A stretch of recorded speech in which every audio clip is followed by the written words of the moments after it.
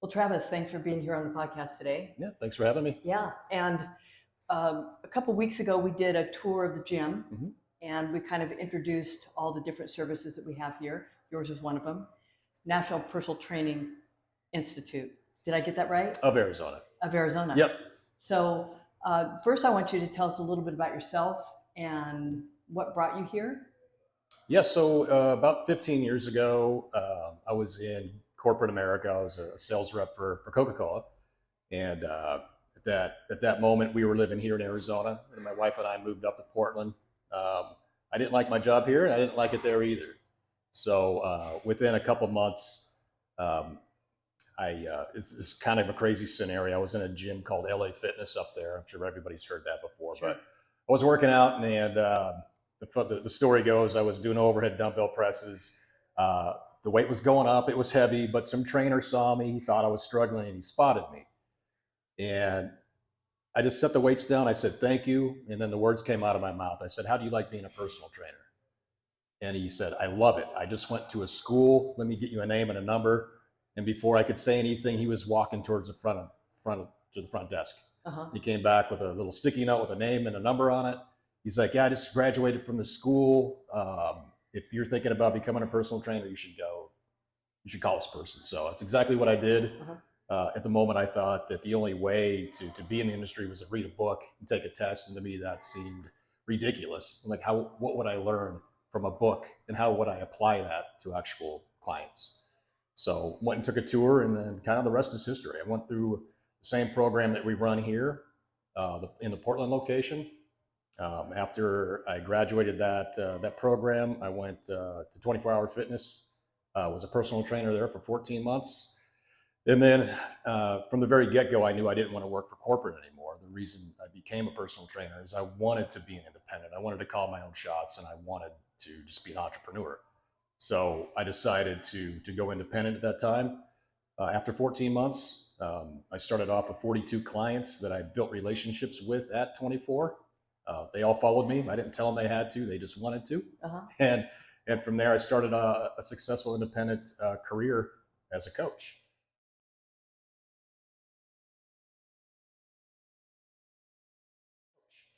And then several years later, they asked me to teach anatomy and program design. So I started doing that. And then they approached me wanting to know if I would like to open a school in Arizona. Oh, okay. And I said, absolutely. Because you were still in Portland at the time? Yeah, I was still in Portland. I've been a part of the National Personal Training Institute for many years to that point. I was a firm believer in the education that was provided, and I saw a lot of success stories come out of that program, as opposed to those who, go another route with online certs. Sure. And I'm like, I want to be a part of this and help people, realize the impact that you can make with an education and the success you can have as a very well-educated coach. Right. So sold the house and moved down here, and here we are. Here we are. Yep. And is this here at the Gym Mesa? Is this where you started the program, or did you start it somewhere else and then move here? Yeah, we got here and got our licensing through the Arizona Post-Secondary Board of Education in 2019, and we had a location. It used to be called Desert Fitness. It was down off of Cooper and Warner. It's now a soccerplex. Okay. But that's where we started. We had a classroom there in a gym that was, well, dying. It was going south. And the writing was on the wall. And I was at that point before I ran into Gym Mesa looking for a new space, because I wanted not only a better space for our students, more machines and a better atmosphere, because that place had no atmosphere at all. Yeah. And it just didn't feel right. So one day I was going down to give a tour at the old location, and one of my friends that I knew put an Instagram post out in a new place and said, hey, come check out the Gym Mesa. And I'd never heard of it. And I look at my watch, I'm like, well, one of the things I do is I network with other gyms. That way they know that if they do need help with, obtaining good coaches, that we are a really good funnel for them. Because these people didn't just read a book; they know how to do this stuff. So, Right. Yeah. I'm like, hey, I'll stop at the TG Mesa, and I stopped in on my way down to the other location. Eli was at the front desk. I said hi. I had my NPTI shirt on, and just introduced myself. And said, hey, if you guys need any coaches, here's my information. Let me know, and I'll let my students and graduates know that this is a viable place to go for employment. Yeah. Right. Because most coaches, when they get their online cert, they think that it's got to be a big commercial box gym like an EOS or a Mountainside or an Esporto or an LA, if those are still around. And those are okay places to start, but these are great places to start.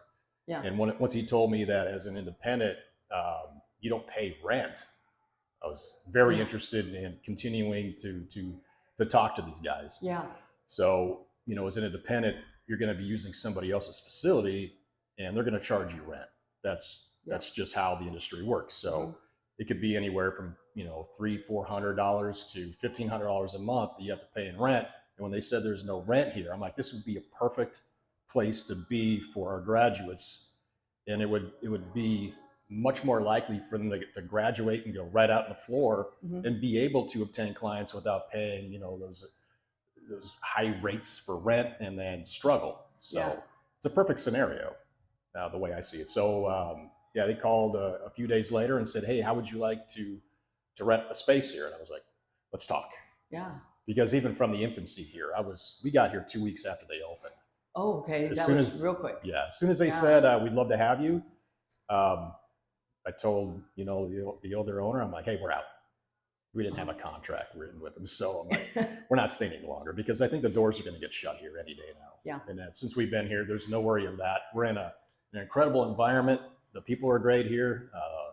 The class, or the gym is our classroom, and what better gym to have a classroom in than TG Mesa? Exactly. So yeah. It's a perfect symbiotic relationship. They get qualified coaches coming out of our program to work independently here, and we get to use this awesome, amazing facility. So yeah, and reputation is everything. If you're not providing a good product, or final outcome, then people aren't going to come, right? Right. So the gym, they knew that. They were smart, and what they attract, and they attract good things and good people. Yeah, they do. And then what you're putting out and the results people are getting, it's all result driven, right? Yeah. People aren't getting results, and what the hell are we doing? Right.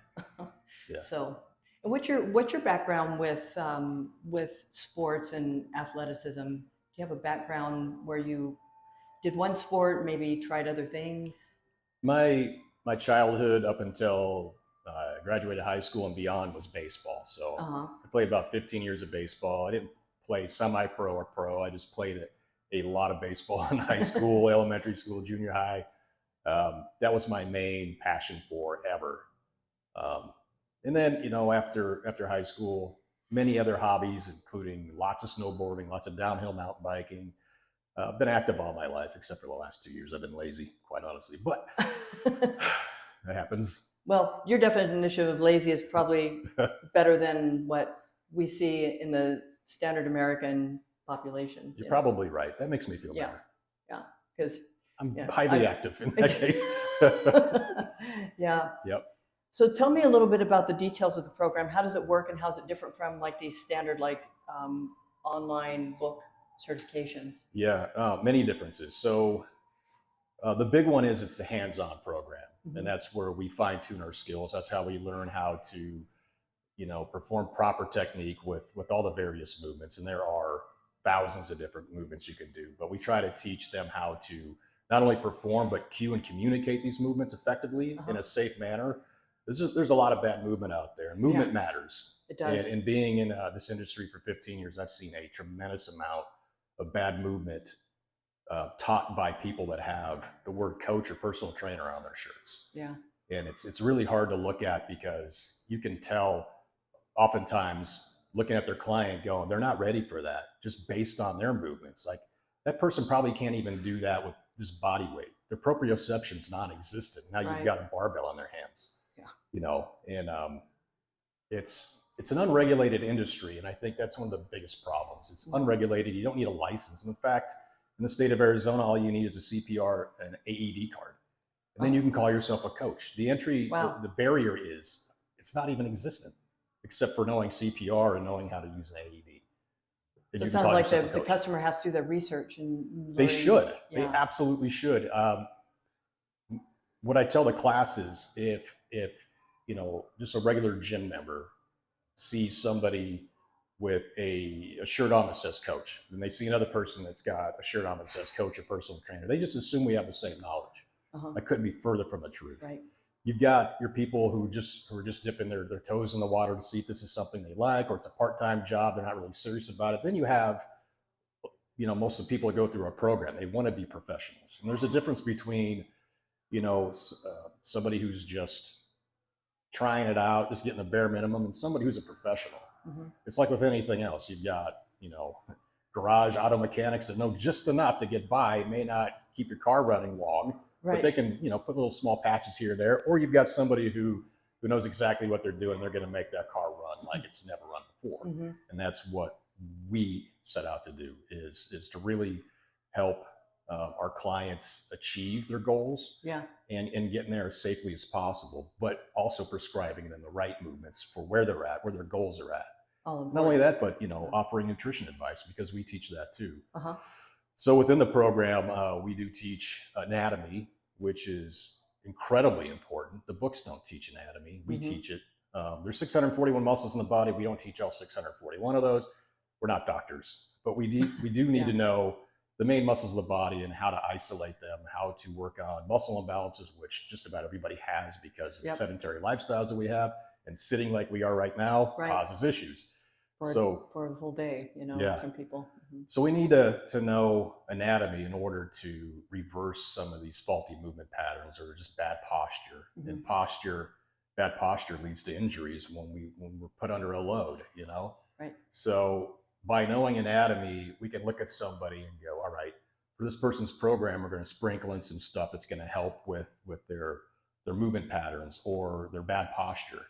And that way we can be in a better place to lift weights safely, So we need to address those things too. And that's where anatomy comes in. And I can't tell you how many times I've looked at somebody and I'm like, yep, those glute maxes aren't working, or the glute medius and minimus, those aren't working because your pelvis is dipping when you're doing unilateral movements.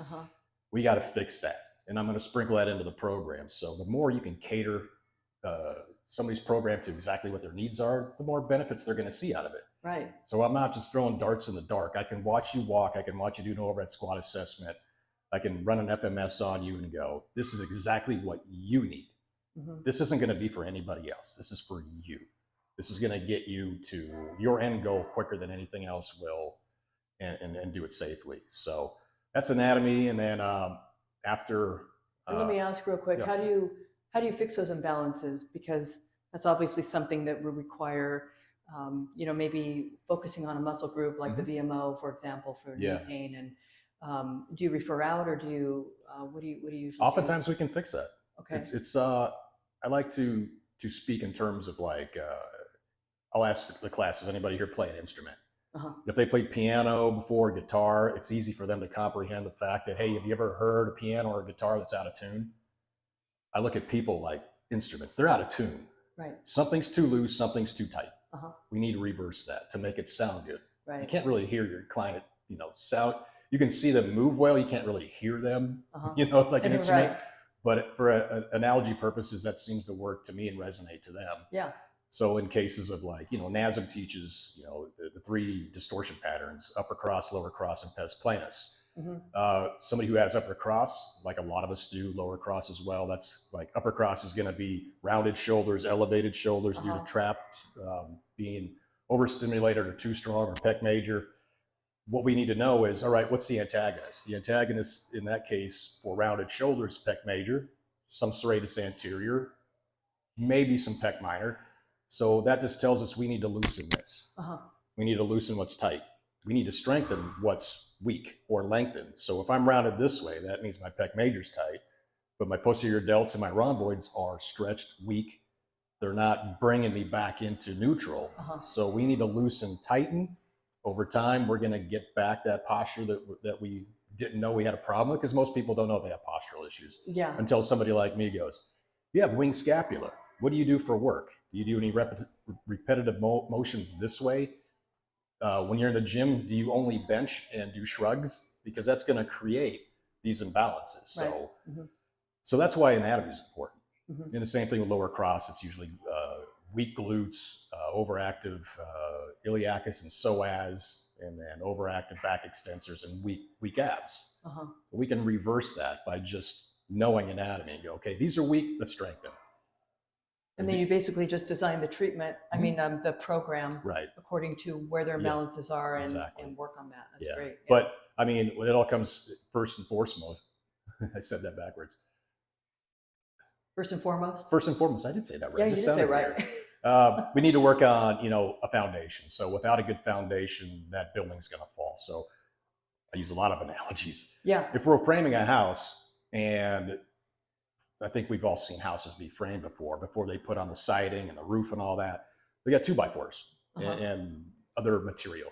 So you see the skeleton, but if 3 sides are 2x4s and one side of it's 1x1s, and we put the roof on, it's going to collapse. Yeah. We need a good foundation. So foundation is core. I think people need analogies to kind of relate life to what you're saying, because a lot of what you're saying is something that maybe they go, that makes sense, but I never heard that before. Right. Right. Yeah. Over time, I'm like, that actually worked. That sounded good. And I think they understand what I'm trying to convey.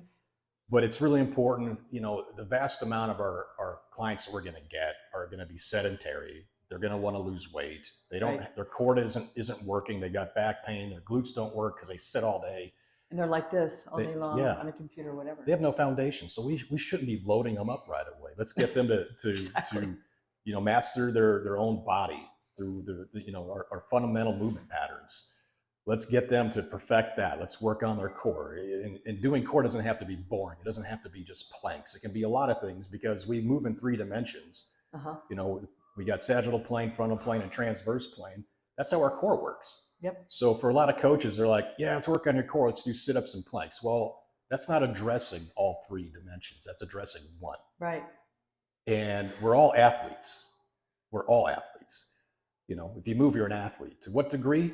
I don't know.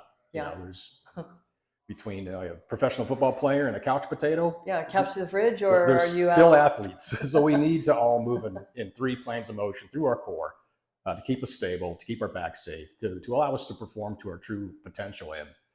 And too many people, they just have their clients just do sit-ups and planks. That's not, you need to hit everything. And I can't stress it enough to our students that movement matters, and movement to me is a prescription. This is what you need. This is what you should be doing. These are the movements you should be doing based on where you're at right now. So that's the importance of anatomy. If we don't know these muscles, then we can't treat these muscles. Yep. So that's our typical Monday. But after lunch, everybody goes out in the gym, and we usually have a movement of the week. First week is going to be, hip hinge. So RDL varieties. We're going to go out, we're going to get under a bar or over a bar. We're going to learn how to do RDLs with PVC pipe, and then we're going to do barbell RDLs. We're going to do dumbbells. We're going to do kettlebells, whatever variations or modalities that, a hip hinge is incorporated, and we're going to do that. So they understand that, hey, we can use this for an RDL. There's also single leg RDLs. And then maybe you could define what RDL is for the audience. Yeah, Romanian deadlifts. It's just a hip hinge movement that we should all be able to do.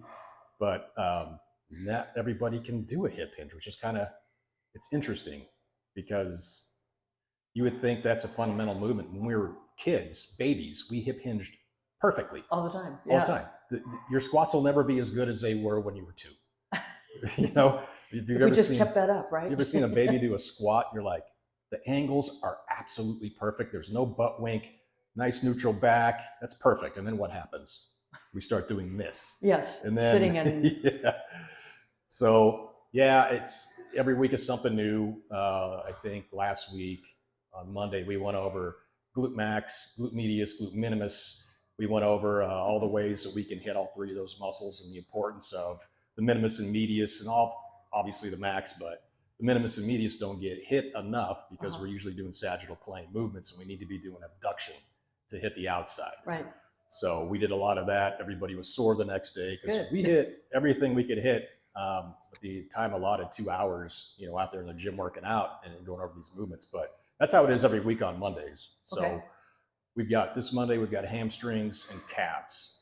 And I think we're going to probably throw in like the iliopsoas, the hip flexors. So that needs to be in there somewhere. That's important. Yeah. Those are tight. Your back goes out. Sure is. Yeah. Yep. Yeah. That's a big reason for lower cross syndrome. But yeah, every week is another muscle group, and we do the same thing. So you hit it for the whole week. For the and the program is it's either if I remember right, 3 months full time or 6 months part time. Correct. And then it's 4 days a week. 4 days a week. And then how long are they in class for those? It's a 5-hour day, so classes from 9:30 to 2:30, of which usually the first half is going to be in class. We're going to be going over slides, going over content, videos, and then after lunch is usually when we go out in the gym and we do what we learned, so that we know what we're doing. So you learn it and then you go apply it. Exactly. That's the best way. Yeah. I mean, can you imagine seeing a doctor that never had any practical experience? Yeah. Could you imagine a doctor that just read a book? Wouldn't be very good. Yeah. Like I remember seeing this in a video. Need a spleen replacement. I saw this one. I got this. I got this. Yeah, I got this. I saw scalpel. Just need scalpel, right? Some gauze and some sutures, right? Some thread or something. You just get grandma's getting her sewing kit, right? Yeah. Grab some thread. That should do it. That should do it. But yeah, so like that's Monday. Tuesdays is nutrition. So we teach nutrition. We go pretty deep with that because nutrition is incredibly important. Yeah. And then after lunch on Tuesdays, we do, we brought this in a couple years ago. It's called PNF stretching. So PNF stands for proprioceptive neuromuscular facilitation. It's essentially, in layman's terms, stretching a contracted muscle to obtain more flexibility and mobility throughout that joint. It's incredibly beneficial to our clients because one of the things, I used to use it all the time when I was independent. So I'd have a client work out with me for 45 minutes.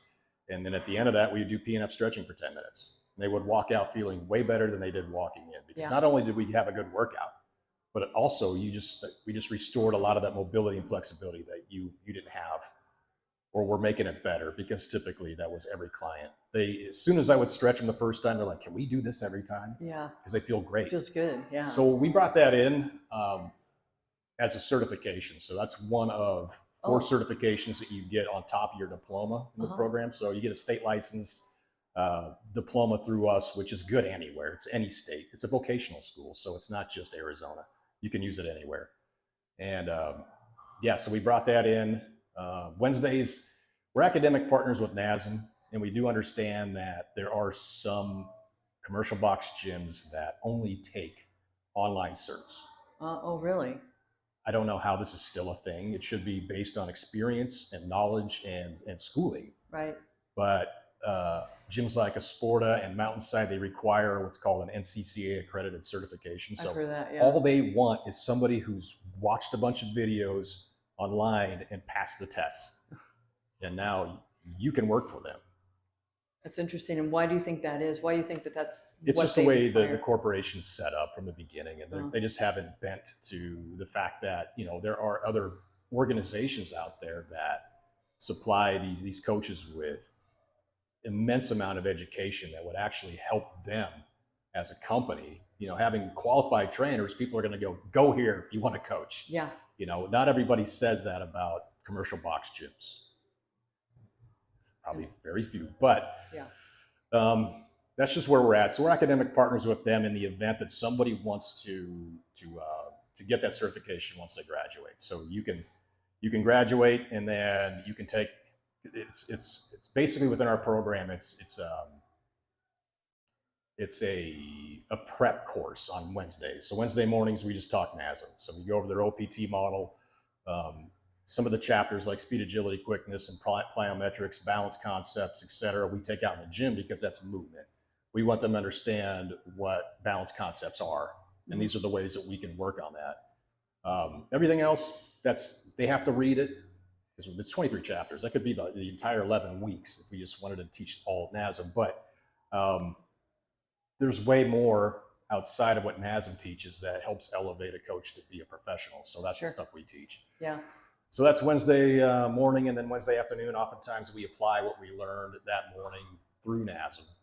And oftentimes on Wednesdays, we don't do any NASM after lunch. We do, we're practicing the movements that we learned on Wednesday. We're practicing, body comp skills like taking circumference, finding out what their body fat is. And there's lots of ways to do that. Now it's so easy because we used to teach skinfold calibers, skinfold, but not everybody's a good candidate for those. And depending on who's doing it, it could be way off every time you do it. So we stopped teaching that because most gyms now, they have at the very least a handheld bioimpedance, which is, I think, better than skinfold. Yeah. And it's for everybody. Right. It doesn't, with skinfold, if somebody doesn't have good elasticity in their skin, they're not a candidate. And if they're obese, they're not a candidate either. And how they carry their fat. Some people are more lower body, upper body. So, it could be an. And you never know until that first pinch. You're like, oops, you're not a good candidate for this. Let's do something else. So we don't teach that anymore. But NASM does, and we go over it, and I explain, the 7 sites, the 4 sites, or the 3 sites, just so they know that in the event that it's on the exam when they decide to take it. So that's Wednesday, and then Thursday, I think one of the most important things we need to know as coaches is business. Yeah, you can be smart as a whip, know a lot, but if you're going to be an independent, if you don't know how to grow your business, then you're stuck in the mud. You're, it sucks because there's a lot of good trainers out there that decided this isn't for me because they didn't know how to build their business. But that's one of the main things that got me where I'm at is, we had business when I went through. We had to create our own, our final was business. So from week 2 of the program I took, we were working on creating our very own business from scratch. So we were given a budget, on equipment and overhead and everything that's involved with having your own studio or your in-home personal training business or your independent business out in a place like Gym Mesa. We were taught how to start from scratch. In what order are we supposed to do things? Some people, they just go straight to the marketing money. They do a post and they market. Well, you got to build that infrastructure. You got to build that base first, and then then do the things like, throwing money at marketing and that sort of thing. Absolutely. So, you got to be ready for business before you start advertising it. I mean, it's little things like, what's your vision? What's your mission statement? What's your USP, your unique selling proposition? What are you going to tell somebody that asks what you do? If you can't explain that quickly, then people are going to tune out. So we teach all that in there, teach them how to incorporate their business, the pitfalls of an LLC as opposed to an S corp or a sole proprietorship. Where should you start? When should you start marketing? When we start thinking about a name, a URL for a website. When should we, create business cards, stickers, stuff like that. Right. So we're going to go over the pitfalls of that, but if you're an independent, you need to start off with as low as overhead as you can. That way, absolutely, in a year, you're like, oh man, I need a loan, or even sooner. Some people decide, I'm going to get a studio right away, and they pump in tens of thousands of dollars in it. And they have no business, but they're paying the overhead. Yeah. That's not wise. It's not wise at all. So we want to make it seamless. We want our students to succeed, not just with their education, but outside of graduation and in their own personal lives, because the industry needs more qualified coaches. Definitely does. Yeah. I've seen a lot of really bad coaches out there. There's a lot. Yeah. One time I was working out this different gym. It's been a while, maybe 4 years ago. And this coach, for lack of a better way of putting it, at this gym was taking this guy through a demo. Scrawny little kid. He didn't even have a single bulge in any of his muscles, puts him under 315. He's going like this, and I'm going, oh, I don't even want to watch this. Like, why was he doing that? I have no idea, but he clearly didn't know what he was doing. Right. Because he was setting him up for a serious injury. Sure. And he probably, who knows, he probably had back issues after that because he was just bending under the bar, and he kept going, okay, you got this. I'm like, he doesn't got it. No. His back's going to get it, though. This is, and, I was already a doctor at the time, so I'm like thinking I'm going to be seeing this kid in my office. Yeah. It's a shame, too, because I think, we can do a lot of things that other professionals can't. We can touch our clients on a personal level. We can, when it comes to good habits, we can prescribe those. We can fix somebody's morning rituals to make their day way better. Yeah. It's not, we're not doctors, obviously, but there's little things like hydration. A lot of people are chronically hydrated. Yeah. We want to get a snapshot of what their typical week looks like so we can change things around. And, there is that gray area as coaches. We can't be dietitians. We can't prescribe food. We're nutritionists, but we can guide people. Right. It's like, hey, your hydration needs to be better. Your hydration's not low. Coffee isn't hydration. It doesn't hydrate you. Your frappuccinos from Starbucks, not hydrating you. I know there's water in there, a ton of sugar. Yeah, which is negating all the water that might be in there, right? Yeah, so we need to look at what you're doing that got you where you're at now. And we can do that without prescribing. We can just say, hey, how's your vitamin D intake? I know that goes into supplements. We do talk about supplements. And I think vitamin D is a very important one for us to talk about. Yeah.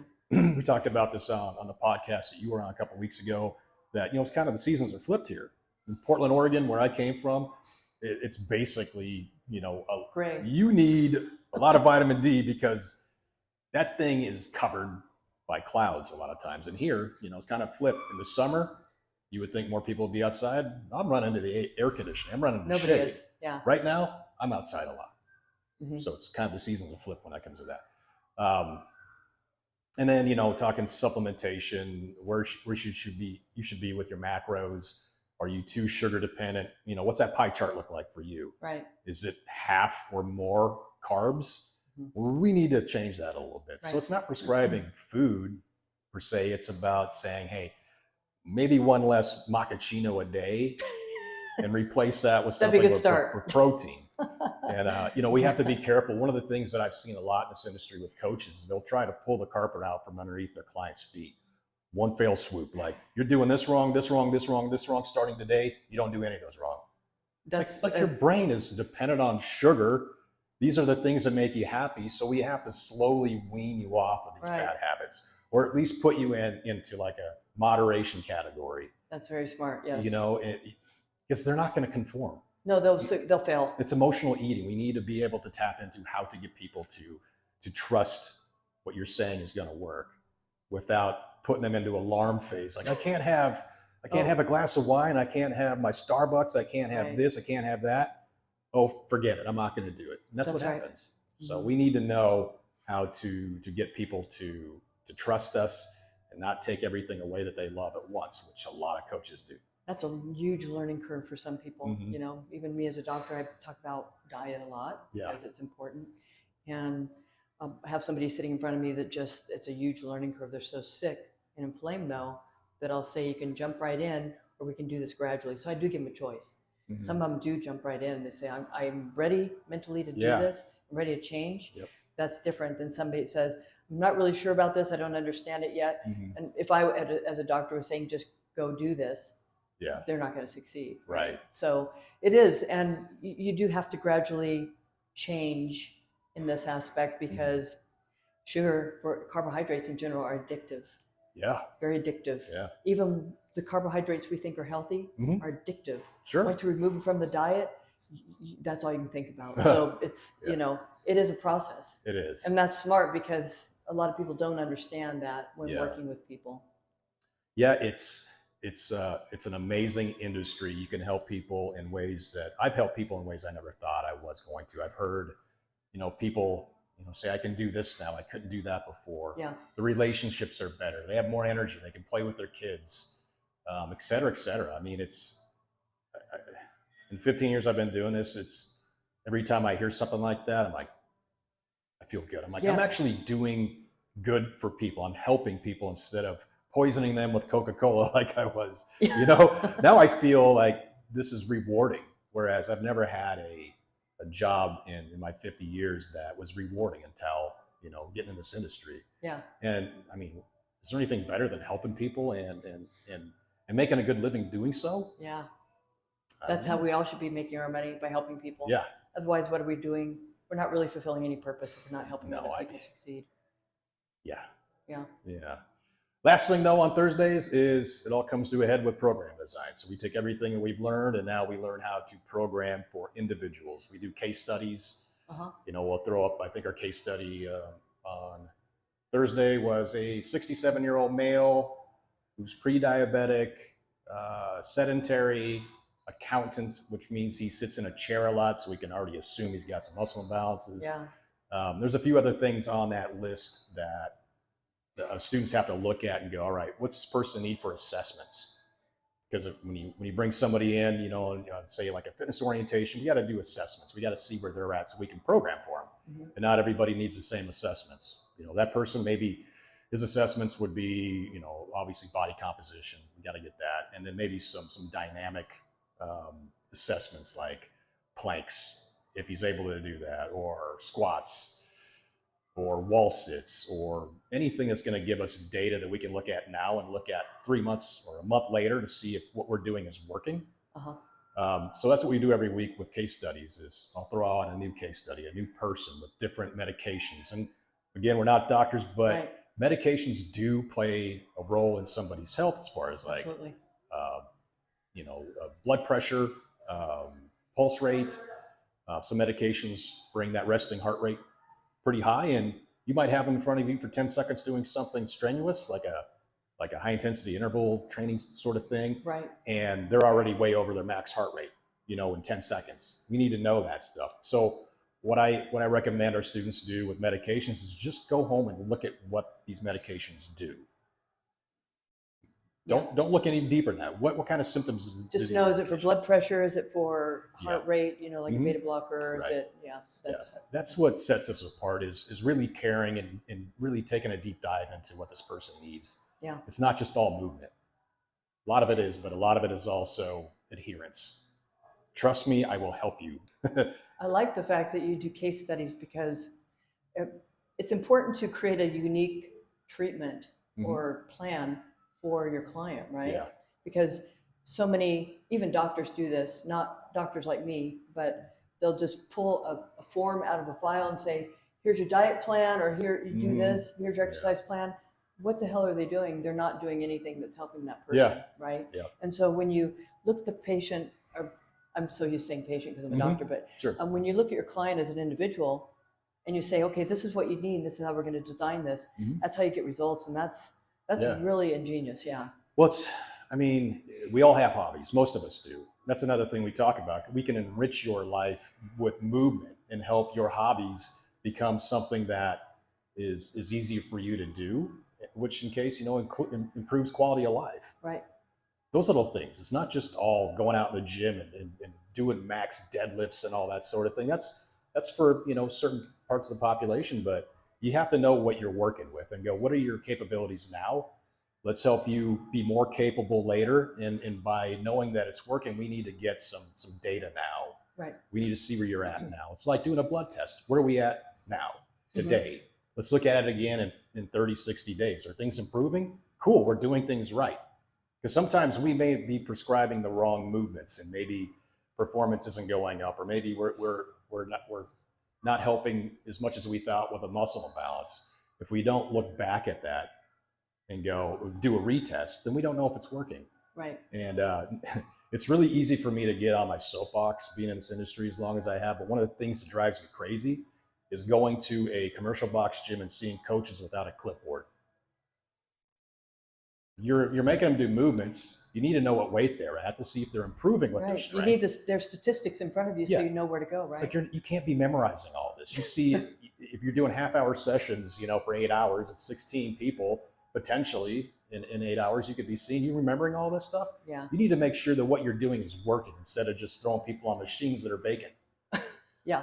And that's the majority of the industry is just that. Yeah.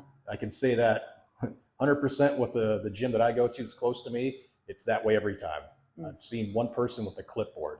I'm like, thank God you're actually keeping track of what you're doing, what you're prescribing with movement and where they're at right now. So you can look back at it in a month or so to make sure that what you're doing is actually working. And hopefully that's what's on the clipboard. Yeah, I don't know.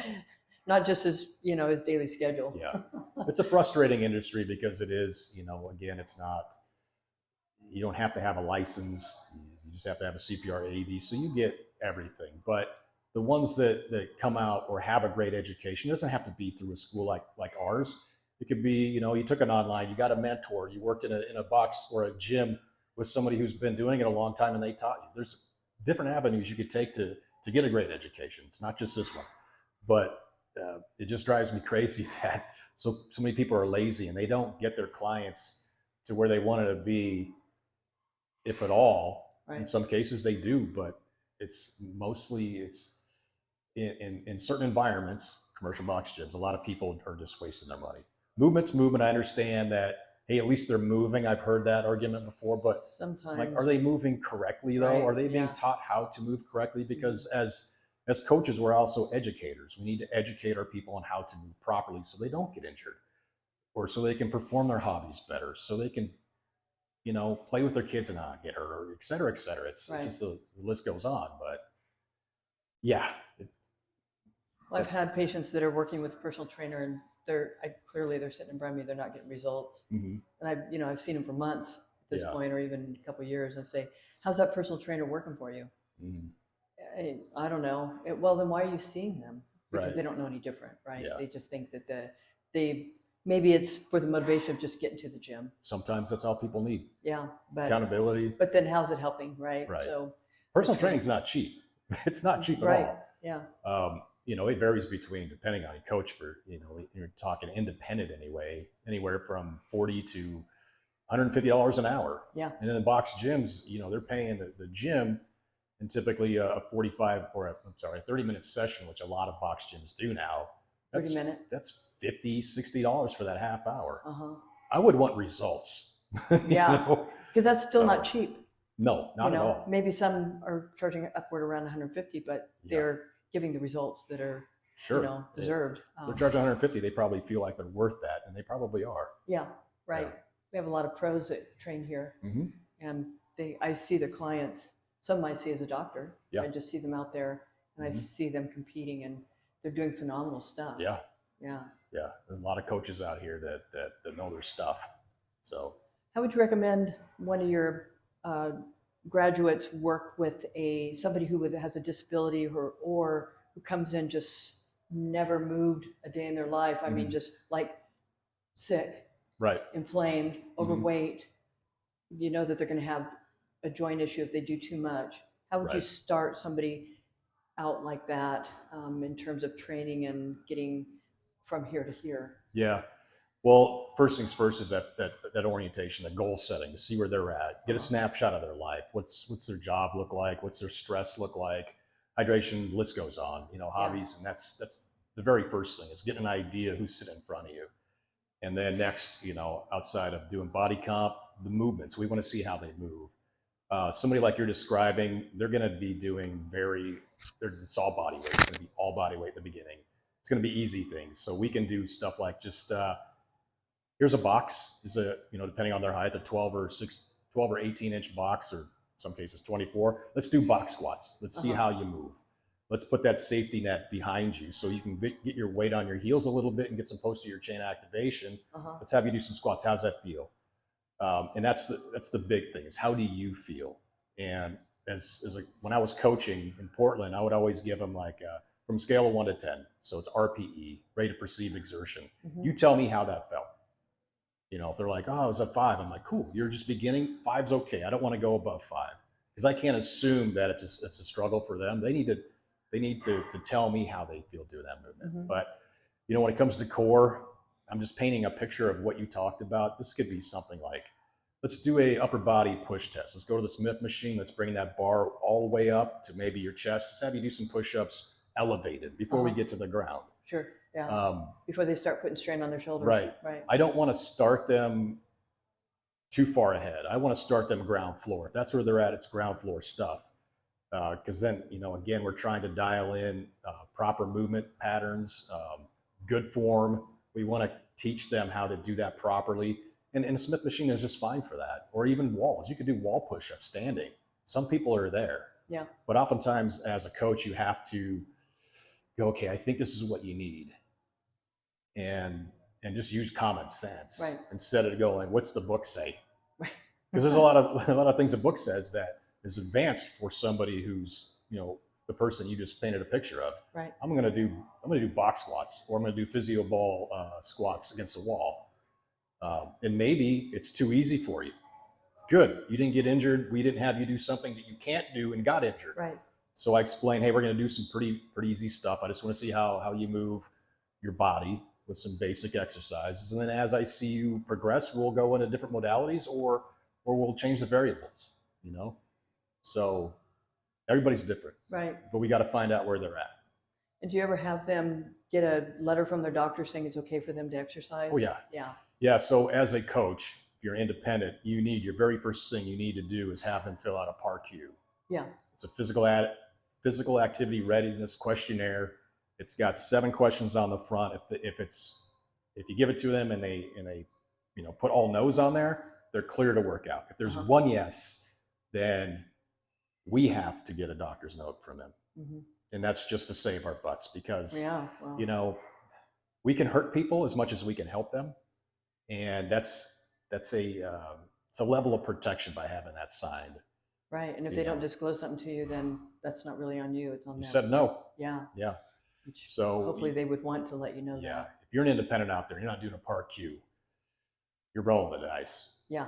If somebody sues you, lawyer, hey, did you fill out a PAR-Q? No. Oopsie. You're in trouble. Hopefully you have an LLC. What I always say is that in medicine, or anything working with clients, oopsie, you don't get a second chance. Yeah. You have to be on point all the time when you're working with people's health. Yeah. Yeah. Yeah. All right. So let's go check out the facility. How's that sound? Let's do it. All right.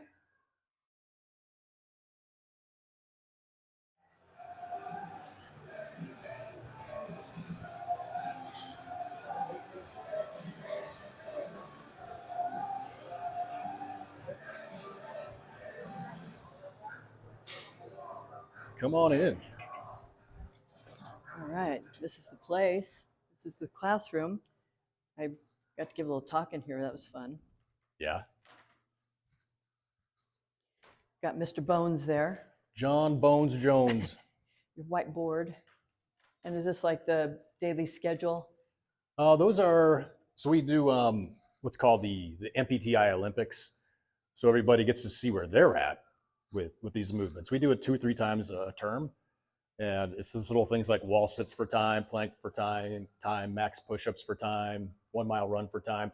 These are like base things that we would have a new client do. Not all of them. Obviously, we're not going to do max deadlifts or back squats or bench right away. Sure. But these are other like dynamic performance assessments we can do. So by the students having done them themselves and seeing where they're at, in a few more weeks, doing the things that we teach them to improve those, we do it again, and then oftentimes they're going to see their numbers go up. Nice. So yeah. It's proof to them, the concept. It shows them how they're improving and how it works. It's working for them, which means it's going to work for a client too. And what do you do with Mr. Bones here? Show people where muscles attach and things like that. Yeah, he's falling apart on us, but might be time for a new one. This is what we were doing on Thursday. This is just goal setting. This is the order of business in which you bring in a new client. This is my organic way of doing a fitness orientation or goal setting. It's just a piece of paper with a square on it. It's an organic conversation instead of having like a form for them to fill out, and then you just sit there quietly while they're filling it out or filling it out. So this is more of an interactive way to get goals, and of course the big subjects to hit on as you're talking to them that you don't want to forget, like hydration, job, sleep, stress, support, time to work out, and the wonderful question: have you ever worked with a trainer before? And this being kind of the order of the beginning to the end. Order of business, huh? Yeah. Yeah. So that was from business on Thursday that we went over this stuff. And then you have kettlebells and a medicine ball in here. We do. Kettlebells, as a lot of our students and graduates know, are my favorite tool. Yeah. I know you said that you like to work out with them yourself. I love them. Yes. Yeah. Very versatile. That's one of the certifications everybody gets out of here is kettlebell certs. So we'll be doing, I think next week is when we do an intro to kettlebell training. Oh, yeah? Yeah.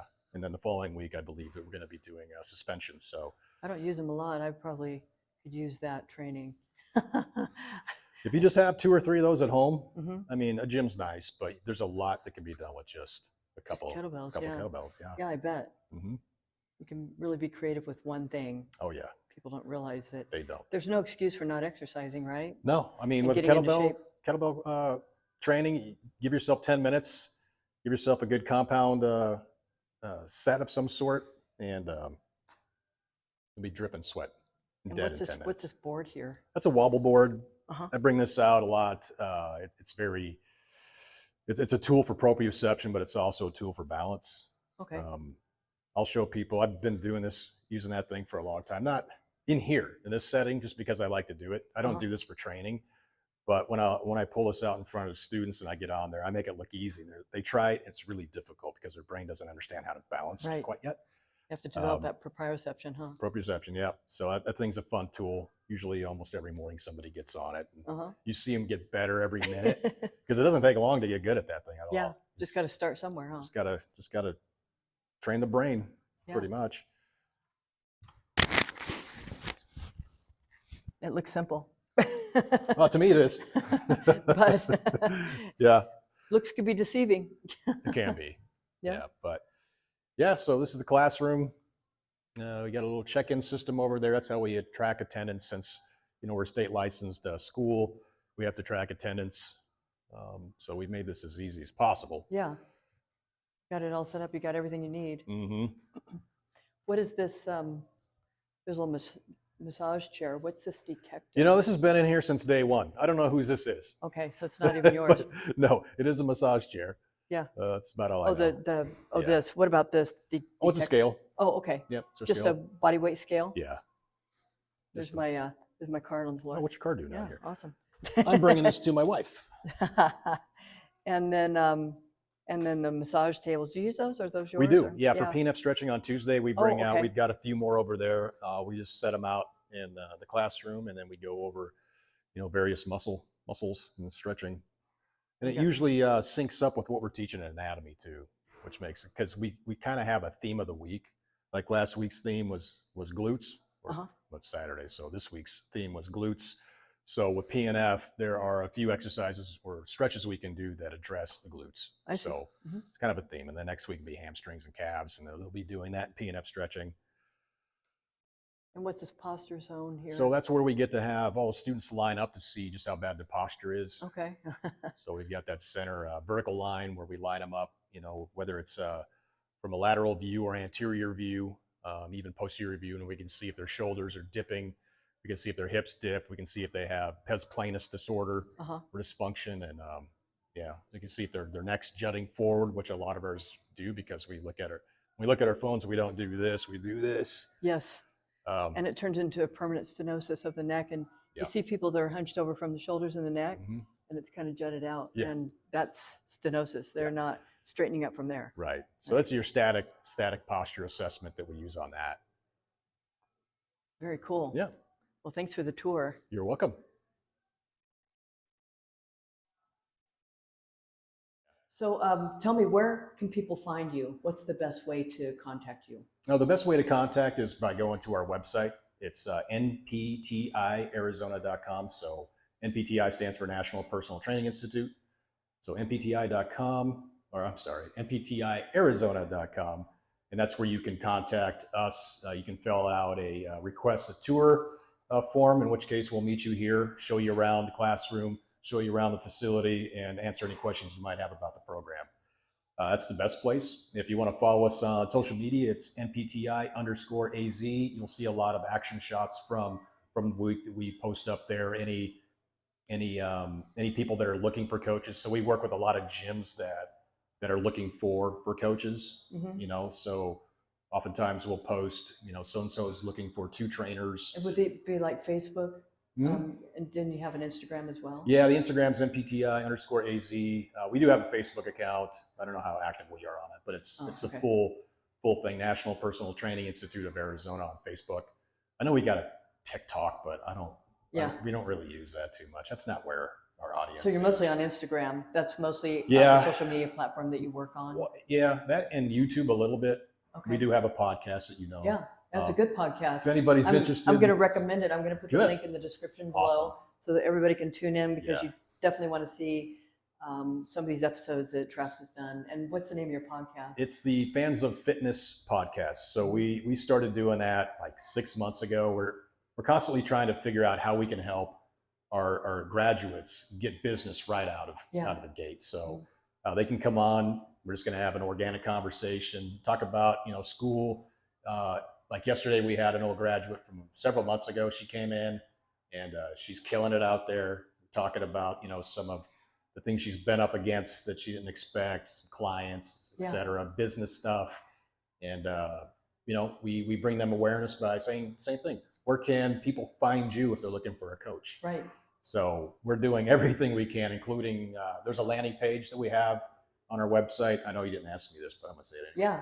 Yeah. We have a landing. Give us all the information that people will need to get the best results in contacting you. Yeah, so all of our students, they get a landing page, so they don't have to worry about that. So they can put their bio on there, they can put their Instagram or social media handles on there, the services they offer, and on top of that, the landing page is a contact me page. So if somebody's looking for a coach, they can contact that graduate and set up a meeting and go from there. Does it show like how many years they've been practicing or anything like that? Or yeah, I think it shows when they started. At least they can add that if they want to. Yeah. But we truthfully think that anybody who graduates out of this program, they're light years ahead of somebody who just took an online cert. So they are qualified if an online certified trainer is qualified. Yeah. So that's why we did that. Any way we can help out our students succeed, we're going to do it. Awesome. I forgot to mention, there's 4 certs within the program. Yeah. One of them is PNF stretching. The other one's kettlebell certification. The other one is suspension certification. It's TRX, but we can't call it that because they've got their own thing. So we have to say suspension. And then, of course, CPR AED. So they get that at the end of the course as well. And are they required to keep their CPR up like annually? How does that work? Yeah, it doesn't matter. Every 2 years. Every 2 CPR years. AED, Okay. yeah. But that's through any provider. Sure. Yeah. Awesome. Yeah, I think that's it. Yeah. That covers everything. Well, thanks for being here today. Thanks for having me. And as you've heard, you can find Travis here at the Gym Mesa if you just want to walk in and in person, find out about the program a little more. Go to the websites, and thanks for being here. Yeah, it was fun. Yeah. Cool. All right, your phone's off, right? Good call. I should know better. There we go. National Personal Institute. National Personal Training Institute. National Personal NPTI. Yeah. Personal Training, NPTI. Yep, National Personal Training Institute of Arizona. Of Arizona. Okay. Yeah. Well, even if I screw it up, I'll have you correct me on the video. Oh, I will. Yeah. It's a franchise, but we're splintered, so. Yeah. Yeah, we're all a little bit different. Well, Travis.